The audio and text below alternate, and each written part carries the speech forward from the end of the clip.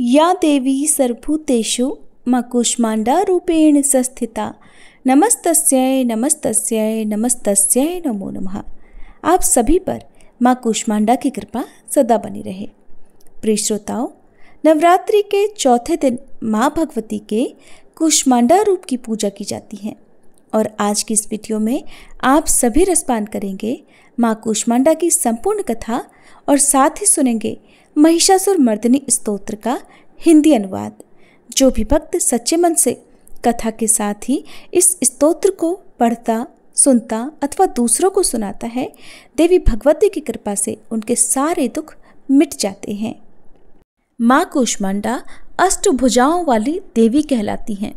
मान्यता है कि नवरात्रि के चौथे दिन मां कूष्मांडा की पूजा करने वाले भक्त की सारी मनोकामनाएं पूरी हो जाती हैं। भक्त को सुख सौभाग्य की प्राप्ति होती है। यदि पढ़ने वाले छात्र देवी कूष्मांडा की पूजा करें तो उनके बुद्धि और विवेक में भी वृद्धि होती है। मां कूष्मांडा भक्तों को रोग, शोक, विनाश से मुक्त करके उन्हें आयु, यश, बल और बुद्धि प्रदान करती हैं। मां कूष्मांडा शेर पर सवारी करते हुए प्रकट होती हैं। अष्टभुजाधारी मां मस्तक पर रत्न जड़ित मुकुट धारण करती हैं और अत्यंत दिव्य रूप से सुशोभित होती हैं।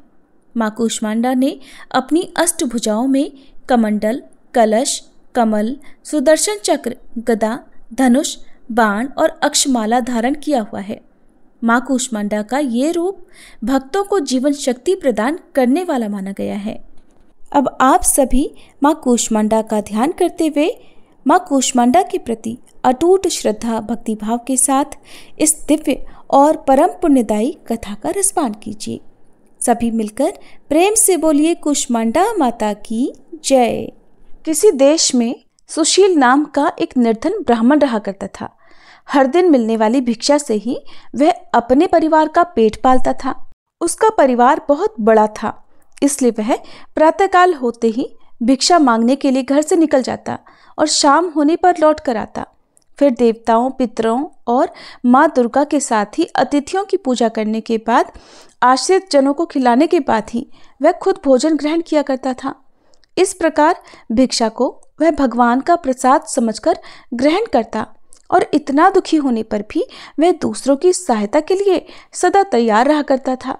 गरीबी के कारण उसका मन दुखी रहता था, फिर भी वह सदैव धर्म कर्म में लगा रहता और अपनी इंद्रियों को उसने अपने वश में रखा था।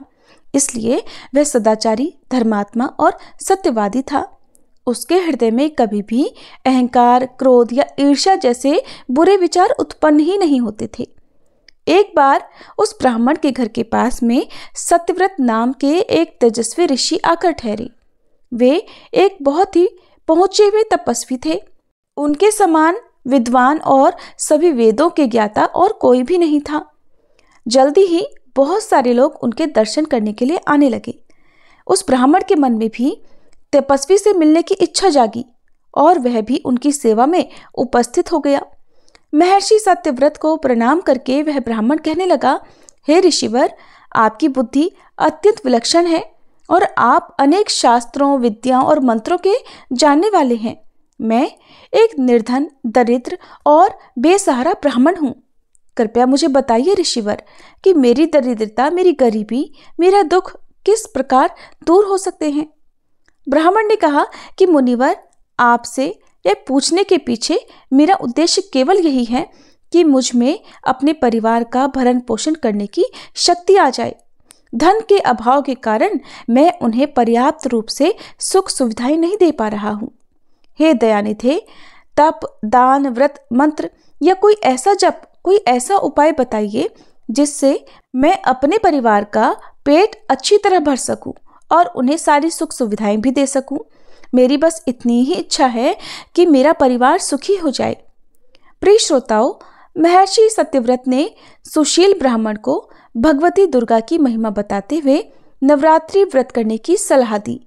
महर्षि सत्यव्रत ने उस ब्राह्मण से कहा, हे ब्राह्मण, अब मैं तुम्हें माता कूष्मांडा की कथा सुनाता हूँ। तुम भी अच्छे से मन लगाकर और पवित्र मन से श्रद्धा भक्ति भाव से इस कथा को सुनो। इस कथा को सुनने मात्र से व्यक्ति की अनेक प्रकार की बीमारियों का, अनेकों दुखों का नाश हो जाता है। उसे सद्बुद्धि मिलती है और सुख समृद्धि की प्राप्ति होती है और उसके मन में माता के प्रति अटल भक्ति भी जागती है। ये उस समय की बात है जब संपूर्ण ब्रह्मांड अंधकार से भरे हुए एक शून्य के समान लग रहा था, लेकिन फिर दिव्य प्रकाश की एक किरण चारों ओर फैली, अंधेरा उजाले में बदल गया। अब उस प्रकाश की कोई सीमा नहीं थी। देखते ही देखते वह दिव्य प्रकाश एक दिव्य नारी के रूप में बदल गया। वह और कोई नहीं बल्कि स्वयं देवी कूष्मांडा थी। अपनी मंद हल्की हंसी के साथ अंड यानी ब्रह्मांड को उत्पन्न करने के कारण इन देवी को कूष्मांडा नाम से पुकारा गया और देवी कूष्मांडा के मुख की मुस्कान के कारण ब्रह्मांड का जन्म हुआ। हे ब्राह्मण, उन्होंने ही पृथ्वी, सभी ग्रहों, चंद्र, सूर्य, तारे और आकाश गंगा को अस्तित्व में लाया। संसार में जीवन बनाए रखने के लिए सूर्य देवता की आवश्यकता थी, तो कूष्मांडा माता ने ही अपने आप को सूर्य में समाहित कर दिया। सूर्य संसार में जीवन का पर्याय है, तो देवी कूष्मांडा उनकी शक्ति है। माता कूष्मांडा ही समस्त ऊर्जा का स्रोत है। जब वह सूर्य भगवान के मूल में वास करती हैं, तो देवी का अलौकिक तेज भगवान सूर्य को जीवन प्रदान करने की, उन्हें प्रकाशवान बने रहने की क्षमता देता है। कूष्मांडा देवी के बिना सूर्य देव शक्तिहीन है और ये देवी कूष्मांडा की ही शक्ति है कि कूष्मांडा ही इतनी शक्तिशाली हैं। इनसे ही सारा जग रोशन है और ये देवी केवल एकमात्र ऐसी देवी हैं जो कि सूर्य मंडल के भीतर के लोक में निवास करने की क्षमता रखती हैं। माँ की पूजा करने वाले व्यक्ति को अनेक प्रकार से सुखों की प्राप्ति होती है और ऐसा व्यक्ति अपने जन्म जन्मांतर के पापों का नाश करके माता की कृपा से इस जीवन में सभी प्रकार की सुख सुविधाओं की प्राप्ति करता है। महर्षि ने आगे कहा, हे ब्राह्मण, माता कूष्मांडा की स्तुति करने से आयु, यश, बुद्धि और बल में वृद्धि होती है। साथ ही सभी रोगों से मुक्ति मिलती है, दरिद्रता दूर होती है, सभी तरह की नकारात्मक शक्तियां दूर हो जाती हैं और हर प्रकार की समस्याओं का समाधान भी माँ की कृपा से आसानी से मिल जाता है। इनकी पूजा करने से सुख समृद्धि और उन्नति मिलती है, दुख, विपत्ति और कष्ट से मुक्ति मिल जाती है। प्रिय श्रोताओं, तब महर्षि सत्यव्रत के कहने पर, उनकी सलाह पर ब्राह्मण सुशील ने भी नवरात्रि के व्रतों को किया, माँ कूष्मांडा की स्तुति की और महर्षि सत्यव्रत को अपना गुरु बनाकर उनसे मायाबीज नामक भुवनेश्वरी मंत्र की दीक्षा ली। इसके बाद नवरात्रि के व्रत रखकर उस मंत्र का सुशील ब्राह्मण ने नियमित रूप से जप आरंभ कर दिया। उसने माता भवानी और माँ कूष्मांडा की भक्ति पूर्वक आराधना की और 9 वर्षों तक लगातार वह माँ भगवती के माया बीज मंत्र का निरंतर जाप करता रहा। उसकी भक्ति से प्रसन्न होकर तब देवी भगवती ने 9 वर्ष की नवरात्रि की अष्टमी तिथि को मध्यरात्रि में उसे स्वप्न में दर्शन दिए और इस प्रकार माँ कूष्मांडा की कृपा से सुशील ब्राह्मण की दरिद्रता दूर हो गई। माँ भगवती की कृपा से उसके घर में सुख और समृद्धि के भंडार भर गए। सभी मिलकर प्रेम से बोलिए कूष्मांडा मैया की जय। श्रोताओं, अब सुनिए महिषासुर मर्दिनी स्तोत्र का हिंदी अनुवाद।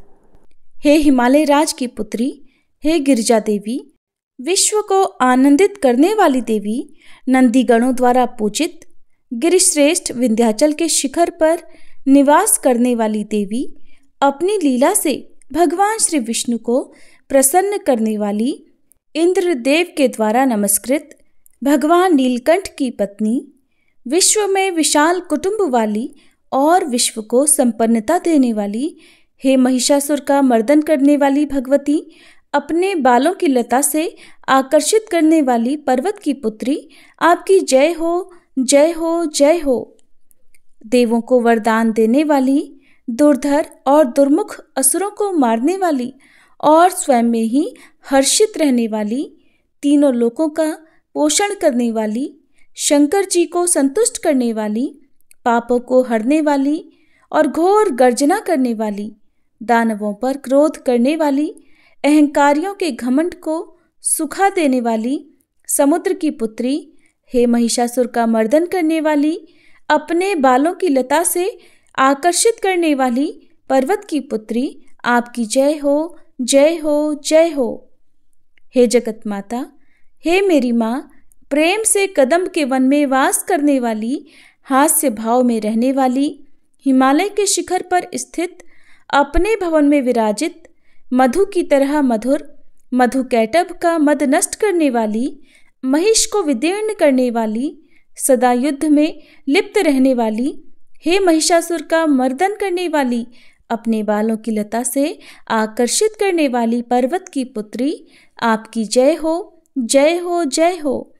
शत्रुओं के हाथियों की सूंड काटने वाली और उनके 100 टुकड़े करने वाली, जिनका सिंह शत्रुओं के हाथियों के सर अलग अलग टुकड़े कर देता है, अपनी भुजाओं के अस्त्रों से चंड और मुंड के शीश काटने वाली, हे महिषासुर का मर्दन करने वाली और अपने बालों की लता से आकर्षित करने वाली पर्वत की पुत्री, आपकी जय हो, जय हो, जय हो।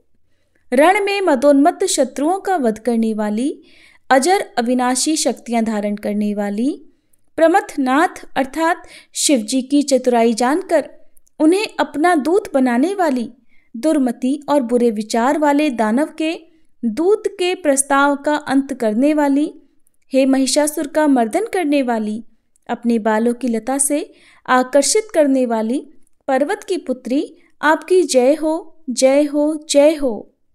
शरणागत शत्रुओं की पत्नियों के आग्रह पर उन्हें अभयदान देने वाली, तीनों लोकों को पीड़ित करने वाले, दैत्यों पर प्रहार करने योग्य त्रिशूल धारण करने वाली, देवताओं की दुंदुभी से दुमी दुमी की ध्वनि को सभी दिशाओं में व्याप्त करने वाली, हे महिषासुर का मर्दन करने वाली, अपने बालों की लता से आकर्षित करने वाली पर्वत की पुत्री, आपकी जय हो, जय हो, जय हो। मात्र अपनी हुंकार से धूम्र लोचन राक्षस को धूम्र अर्थात धुएं के समान भस्म करने वाली, युद्ध में कुपित रक्तबीज के रक्त से उत्पन्न अन्य रक्त बीजों का रक्त पीने वाली, शुंभ और निशुंभ दैत्यों की बलि से शिवजी और भूत प्रेतों को तृप्त करने वाली, हे महिषासुर का मर्दन करने वाली, अपने बालों की लता से आकर्षित करने वाली पर्वत की पुत्री, आपकी जय हो, जय हो, जय हो। युद्ध भूमि में जिनके हाथों के कंगन धनुष के समान चमकते हैं, जिनके सोने के तीर शत्रुओं को विदीर्ण करके लाल हो जाते हैं और उनकी चीखें निकालते हैं, चारों प्रकार की सेनाओं, हाथी, घोड़ा, पैदल, रथ का संहार करने वाली, अनेक प्रकार की ध्वनि करने वाले, बटुकों को उत्पन्न करने वाली, हे महिषासुर का मर्दन करने वाली, अपने बालों की लता से आकर्षित करने वाली पर्वत की पुत्री, आपकी जय हो, जय हो, जय हो।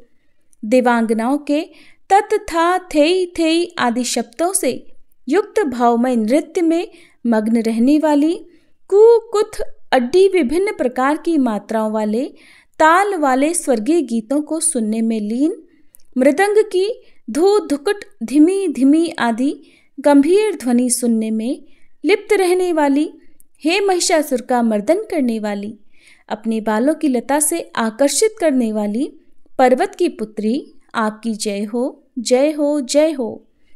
जय जयकार करने और स्तुति करने वाले, समस्त विश्व के द्वारा नमस्कृत, अपने नुपुर के झंझन और झिमझिम शब्दों से भूतपति महादेव को मोहित करने वाली, नटी नटों के नायक अर्धनारीश्वर के नृत्य से सुशोभित नाट्य में तल्लीन रहने वाली, हे महिषासुर का मर्दन करने वाली, अपने बालों की लता से आकर्षित करने वाली पर्वत की पुत्री, आपकी जय हो, जय हो, जय हो।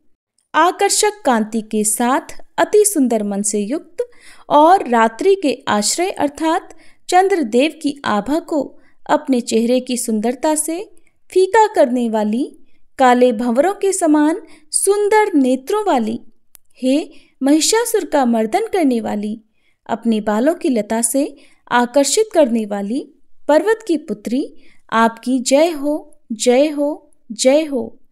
महायोद्धाओं से युद्ध में चमेली के पुष्पों की तरह कोमल स्त्रियों के साथ रहने वाली तथा चमेली की लताओं की तरह कोमल भील स्त्रियों से जो झिंगुरों के झुंड की तरह घिरी हुई हैं, चेहरे पर उल्लास से उत्पन्न उषा काल के सूर्य और खिले हुए लाल पुष्प के समान मुस्कान वाली, हे महिषासुर का मर्दन करने वाली, अपने बालों की लता से आकर्षित करने वाली पर्वत की पुत्री, आपकी जय हो, जय हो, जय हो। जिसके कानों से लगातार मद बहता रहता है, उस हाथी के समान उत्तेजित हे गजेश्वरी, तीनों लोकों के आभूषण, रूप, सौंदर्य, शक्ति और कलाओं से सुशोभित हे राजपुत्री, सुंदर मुस्कान वाली स्त्रियों को पाने के लिए मन में मोह उत्पन्न करने वाली मनमथ की पुत्री के समान, हे महिषासुर का मर्दन करने वाली, अपने बालों की लता से आकर्षित करने वाली पर्वत की पुत्री, आपकी जय हो, जय हो, जय हो। जिनका कमलदल के समान कोमल, स्वच्छ और कांति से युक्त मस्तक है, हंसों के समान जिनकी चाल है, जिनसे सभी कलाओं का उद्भव हुआ है, जिनके बालों में भंवरों से घिरे कुमुदनी के पुष्प और बकुल पुष्प सुशोभित हैं, उन महिषासुर का मर्दन करने वाली, अपने बालों की लता से आकर्षित करने वाली पर्वत की पुत्री, जय हो, जय हो, जय हो।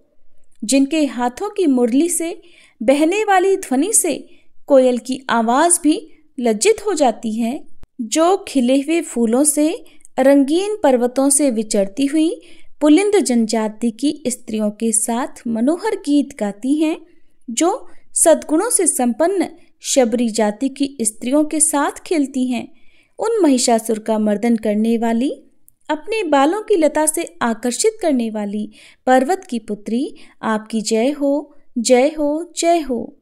जिनकी चमक से चंद्रमा की रोशनी फीकी पड़ जाए, ऐसे सुंदर रेशम के वस्त्रों से जिनकी कमर सुशोभित है, देवताओं और असुरों के सर झुकने पर उनके मुकुट की मणियों से जिनके पैरों के नाखून चंद्रमा की तरह दमकते हैं, और जैसे सोने के पर्वतों पर विजय पाकर कोई हाथी मदोन्मत्त हो जाता है, वैसे ही देवी के उरोज कलश की तरह प्रतीत होते हैं। ऐसी हे महिषासुर का मर्दन करने वाली, अपने बालों की लता से आकर्षित करने वाली पर्वत की पुत्री, आपकी जय हो, जय हो, जय हो। सहस्त्रों दैत्यों के सहस्त्रों हाथों से सहस्त्रों युद्ध जीतने वाली और सहस्त्रों हाथों से पूजित सुर तारक उत्पन्न करने वाली, उसका तारकासुर के साथ युद्ध कराने वाली, राजा सुरथ और समाधि नामक वैश्य की भक्ति से समान रूप से संतुष्ट होने वाली, हे महिषासुर का मर्दन करने वाली, बालों की लता से आकर्षित करने वाली पर्वत की पुत्री, आपकी जय हो, जय हो, जय हो। जो भी आपके दयामय पद कमलों की सेवा करता है, हे कमले, वह व्यक्ति कमल निवास कैसे न बने। हे शिवे, आपके पद कमल ही परम पद हैं, उनका ध्यान करने पर भी परम पद मैं कैसे नहीं पाऊंगा। हे महिषासुर का मर्दन करने वाली, बालों की लता से आकर्षित करने वाली पर्वत की पुत्री, आपकी जय हो, जय हो, जय हो। सोने के समान चमकते हुए नदी के जल से जो आपके रंग भवन में छिड़काव करेगा, वो इंद्राणी के वक्ष से आलिंगित होने वाले इंद्र के समान सुखानुभूति को क्यों नहीं पाएगा। हे वाणी, हे महासरस्वते, आप में मांगल्य का निवास है, मैं आपके चरणों की शरण लेता हूँ। हे महिषासुर का मर्दन करने वाली, बालों की लता से आकर्षित करने वाली पर्वत की पुत्री, आपकी जय हो, जय हो, जय हो। आपका निर्मल चंद्र समान मुख चंद्रमा का निवास है, जो सभी अशुद्धियों को दूर कर देता है।